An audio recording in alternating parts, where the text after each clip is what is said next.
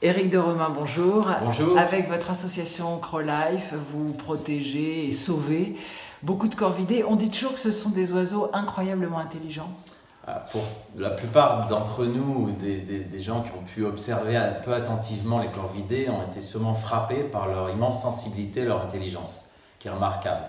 Et d'ailleurs, toutes les études scientifiques tendent à le prouver, puisque la théorie de l'esprit n'est pas que l'apanage de l'humain. Quand on a vraiment observé les corvidés, on se rend compte que ce sont vraiment des oiseaux extraordinaires. Parmi les corvidés, donc il y a par exemple les choucas, les corneilles ou les pies, c'est pas la même chose. C'est le même genre d'intelligence ou ça n'a rien à voir?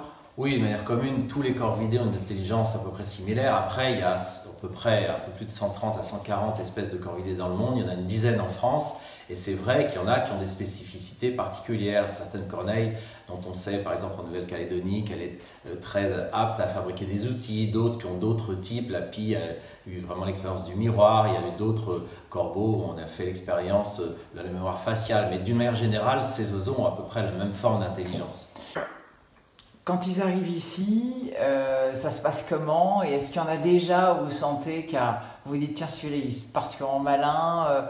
Comment ça se passe quand ils arrivent ici? Alors, ils arrivent à des stades ici très différents, souvent des petits tombés du nid qui n'ont pas eu l'éducation des parents et qui n'ont pas les codes sociaux, mais on voit tout de suite qu'ils sont des oiseaux très très éveillés, qui commencent à rentrer en contact avec nous. Alors bien sûr, on essaie de les mettre avec des congénères et en fonction des espèces et des cas particuliers, on voit plein de cas de figure très très différents. Il y a des oiseaux qui vocalisent beaucoup plus que d'autres, il y en a qui cherchent évidemment l'interaction avec leurs congénères ou malheureusement parfois avec l'humain quand ils sont imprégnés, donc on essaie de les réensauvager. Mais c'est vrai que chaque corvidé a vraiment son caractère. Ce sont vraiment des individus à part entière et c'est très compliqué de leur placer des protocoles scientifiques. On a essayé au début, mais on se rend compte qu'aujourd'hui, nous, on essaie plutôt de s'adapter à ces oiseaux et d'essayer de voir à peu près quels sont les dangers qu'il va falloir éviter pour eux.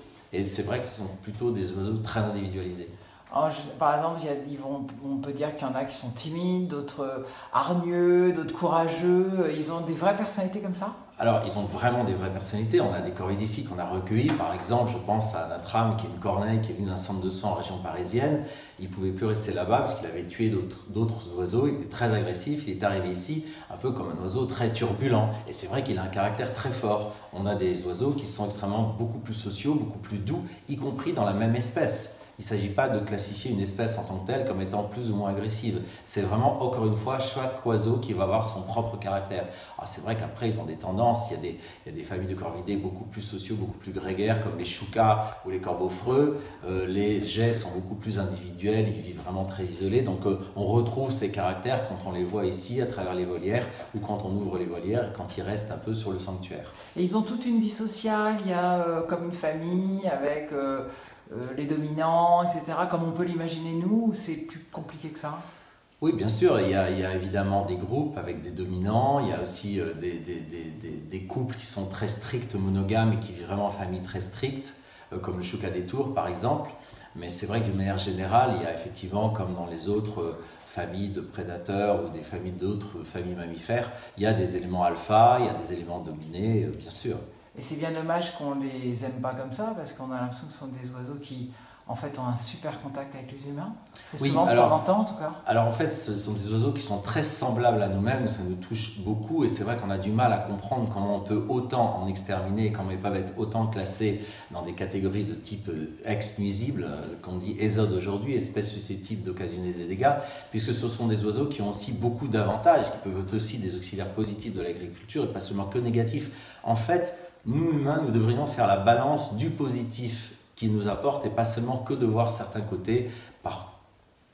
Parfois, c'est vrai qu'ils consomment certaines parties de récoltes agricoles, etc. Tout ça, ce sont des phénomènes vrais, mais il faut qu'on arrive à essayer d'être plus objectif et apprendre à vivre avec eux et ne pas les considérer seulement comme des animaux à exterminer parce qu'ils nous dérangent.